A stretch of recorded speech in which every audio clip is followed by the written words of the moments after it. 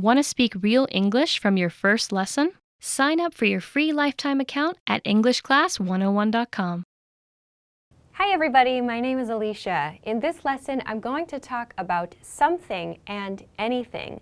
This is a good follow-up lesson to the video about some and any and someone or somebody versus anyone and anybody.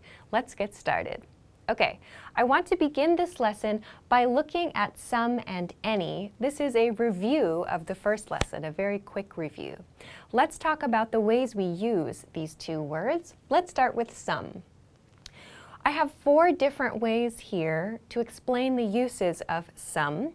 First, we use some in positive statements, For example, I ate some sweets at breakfast. Or, I ate some sweets for breakfast. So the difference here in these preposition choices is that at shows us that during breakfast, at the meal of breakfast, I ate something that was sweet, or I ate some sweets rather.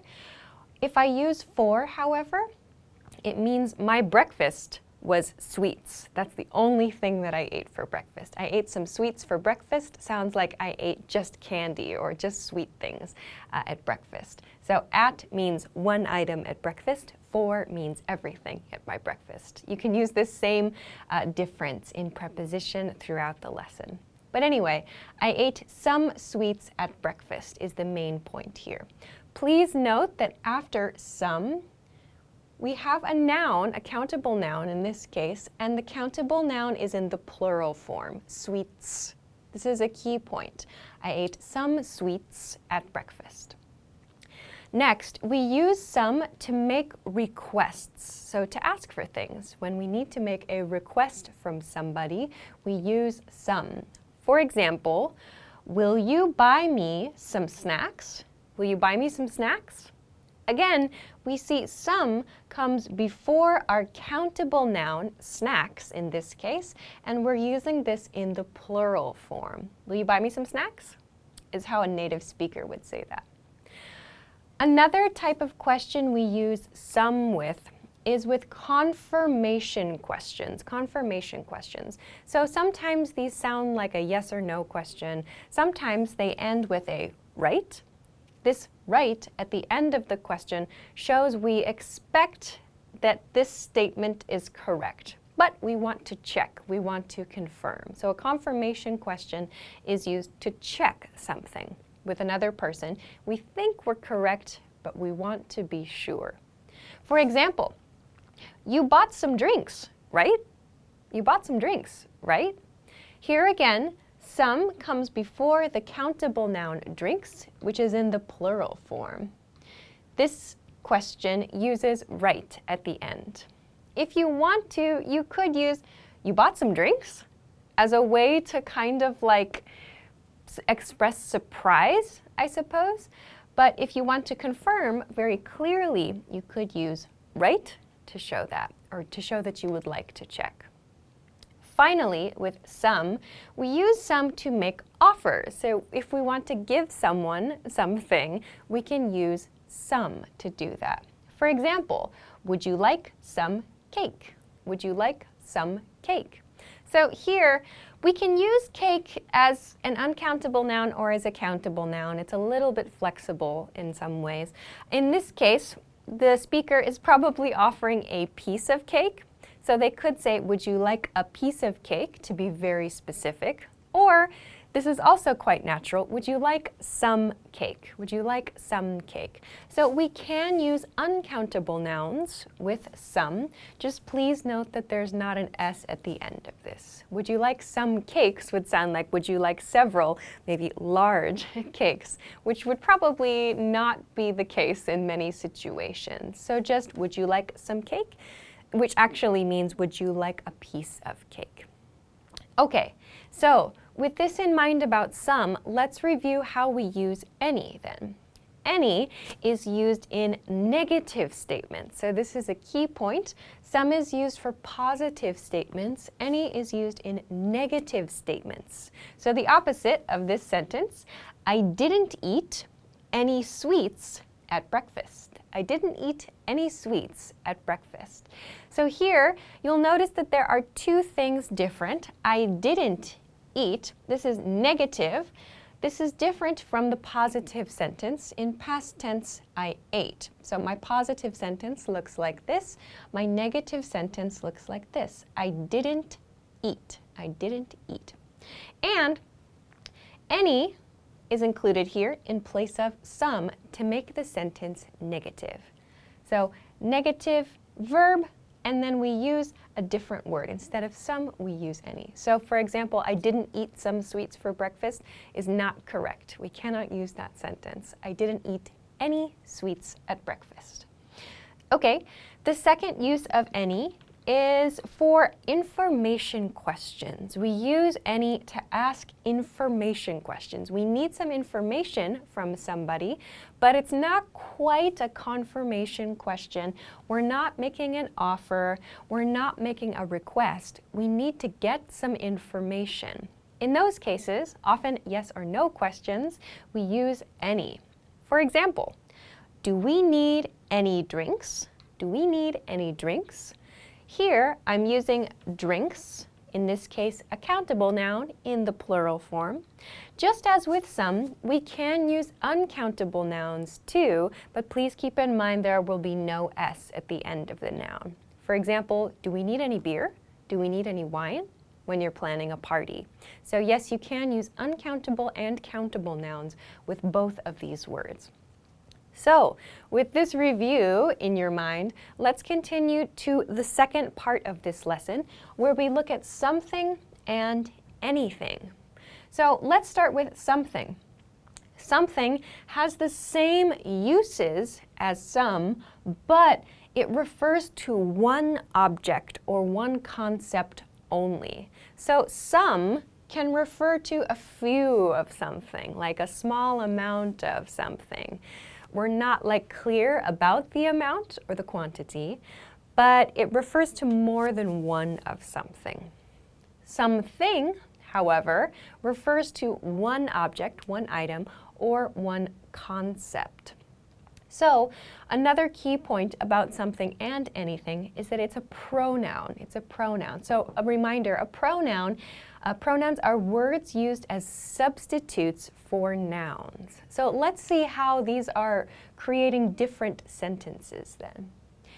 Let's look at this one first. I ate something sweet at breakfast. I ate something sweet at breakfast, or I ate something sweet for breakfast. Here, let's notice this point, something sweet. This is very different from some sweets. So why is this different? Here, something is my pronoun. It's acting as like a stand-in for a noun. So we don't know what noun. It could be pancakes, it could be ice cream, it could be candy, I don't know.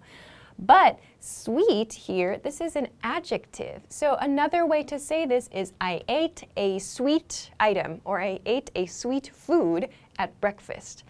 But we say I ate something sweet at breakfast. So this is a key difference. The word looks very similar to sweets, but in this sentence, sweets is a noun. This is a noun in the plural form. Here, it's an adjective, so please keep in mind that the grammar of this sentence changes slightly. So I ate something sweet at breakfast.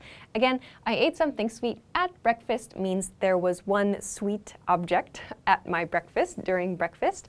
I ate something sweet for breakfast sounds like my whole breakfast was sweets. Like I ate a lot of really sweet pancakes, for example. So let's look at another example of this. Will you buy me something to eat? Will you buy me something to eat? Here, we're following something with a verb in the infinitive form. Will you buy me something to eat? So this is quite different from this sentence. Will you buy me some snacks? Will you buy me some snacks? Here, something, the speaker is using something to mean some object, some item, one of an item to eat for the purpose of eating. So will you buy me an item? Will you buy me an object? Will you buy me a food item to eat? So we don't use some here. Will you buy me some foods to eat? Sounds quite strange. Or you could say, will you buy me some snacks? That would sound good. But not, will you buy me something snacks? Or will you buy me some to eat? We can't use those sorts of patterns. We can use something to eat, or we could use, will you buy me some snacks? I suppose you could say, will you buy me some snacks to eat? But that's kind of like redundant. Redundant means we're repeating information.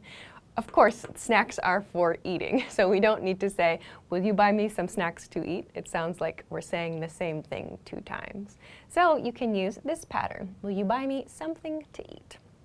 Okay, on to the next example sentence.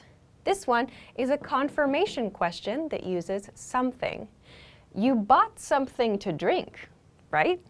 You bought something to drink, right? So this is fairly similar to this sentence. You bought some drinks, right? But keep in mind again, in this sentence, some drinks is replaced with something to drink, something to drink. So in this sentence, something to drink refers to one item, one thing to drink. Here, drinks, this is the noun form, the plural form of the noun drink. Here, we're showing a purpose instead with a verb, something to drink. So this is a fairly common pattern, actually, with something. You'll see something followed by a verb in the infinitive form, which shows us the purpose. Something to eat, something to drink. I want something to read. I want something to watch, and so on. So we use something to mean any object or any concept in some cases. Let's look at one more example sentence, in this case, an offer. Would you like something for dessert? Would you like something for dessert?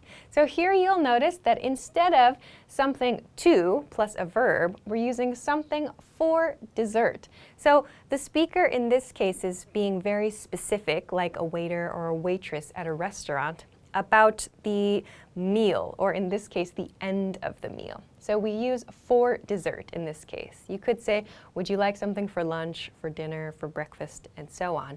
We use meals or courses in meals with for. So something is used here. We could not substitute cake in this sentence. Like, would you like something cake? We cannot use that. The reason that dessert is used here, along with something, is this is an offer to the listener. In other words, asking the listener to choose a dessert item. So this is a sentence that would be said by waitstaff at a restaurant as they pass the dessert menu to the listener. Like, would you like something for dessert? So the listener can choose from the dessert menu one item, or 2 items, I suppose. But you can choose something from the menu, and that's what this something is referring to. So we cannot combine this with a sentence like this. Would you like some cake? This provides us one option only. So cake is my only option. This suggests that there are more than one option for dessert. So these are these kind of subtle changes, these small changes that using something and some can result in. Okay, so let's finish off this lesson, or rather finish off the main points of this lesson by looking at anything, anything. As with something, anything has the same uses as any, but refers to one object or one concept, or lack thereof, or zero of that thing. So let's look at these examples. First, I didn't eat anything sweet at breakfast. I didn't eat anything sweet at breakfast. So again, in this case, this is a negative statement. So as we learned over here, as we reviewed over here, we use any in negative statements. I didn't eat anything sweet. Just as we did with something, something is followed by an adjective here. Anything is also followed by an adjective. I didn't eat anything sweet at breakfast. That means during my breakfast, at breakfast time, I did not eat sweet items. I did not eat sweet food. I didn't eat anything sweet at breakfast. The next sentence is, do we need anything? Or you might hear more specifically, do we need anything to drink, or do we need anything to eat, and so on. This is a very useful question at like a supermarket, or if you're leaving your home to go to a supermarket. Do we need anything, or do we need anything to drink? So this is it can be used as a more open question. This one is very specific. Do we need any drinks? Do we need any drinks? In this case, we're using drinks as the noun after any, which is making this more specific question. But this question, do we need anything? Do we need anything? This question is more open. Like, I'm going to the store. Do we need anything? Or I'm going to the store. Do you need anything? Do you want anything? Those kinds of questions are very open. You can make this more specific by attaching a verb. Do we need anything to drink? Do we need anything to eat? And so on. So this is an information question. Again, you're looking for information from the listener. Okay, so with this in mind, I want to look at a couple of sentences, a couple of questions rather, that seem very similar, but perhaps have some very small differences that may be good to keep in mind. So let's compare these. First are these two, which begin with did. So let's read them first. Did you say something? At native speed, did you say something? And did he say anything? Did he say anything? At native speed. So what's the difference between these? Did you say something sounds like a confirmation question. Did you say something? We're expecting a quick yeah or no answer in response. Did you say something? So we want to confirm, I thought you said something. Did you say something? This one, however, is asking for information. Did he say anything? Did he say anything? Sounds like maybe you met a colleague who had a meeting with your boss earlier in the day, and you want to ask about the meeting. Like, oh, did he say anything about our project, or did he say anything about next week? So this is an information question. This is a confirmation question. So the confirmation question sounds more natural with something. The information question sounds more natural with anything. Did he say anything? Did she say anything? And so on. So with that in mind, let's continue to this next pair. Very similar. Are you looking for anything? Or are you looking for something? So these are extremely similar, and you may hear these used interchangeably. But the first one, are you looking for anything, might be used more commonly by staff at a retail shop. So if you visit a store where there's like a lot of furniture items, for example, the staff might come to you and say, are you looking for anything? Are you looking for anything? So they're asking for information. They're asking for something, like they want to help you find something. This one, are you looking for something? Are you looking for something? This might be more commonly used by someone who can see you searching for something. Like, for example, you're looking in your bag, trying to find your phone, and you can't find it. Your friend might ask you, are you looking for something? Are you looking for something? In that case, it's a little more of a confirmation question. Like, it seems like you're looking for something. Is that the case? Is that correct? So this sounds more like a confirmation question. Are you looking for anything is like someone is trying to get information, maybe to help you in a shopping situation. So these are a couple of good questions to keep in mind, and you can think about other ways, confirmation and information question patterns that you can use with something and anything. So I hope that this lesson about something and anything was useful. Again, if you want some more information about some and any, or someone and somebody, anyone and anybody, you can take a look at our channel for those videos. Of course, if you like this lesson, please don't forget to give it a thumbs up. Subscribe to our channel if you haven't already, and check us out at EnglishClass101.com for some other things that can help you with your English studies. Thanks very much for watching this lesson, and I will see you again soon. Bye-bye. Want to speed up your language learning? Take your very first lesson with us. You'll start speaking in minutes and master real conversations. Sign up for your free lifetime account. Just click the link in the description.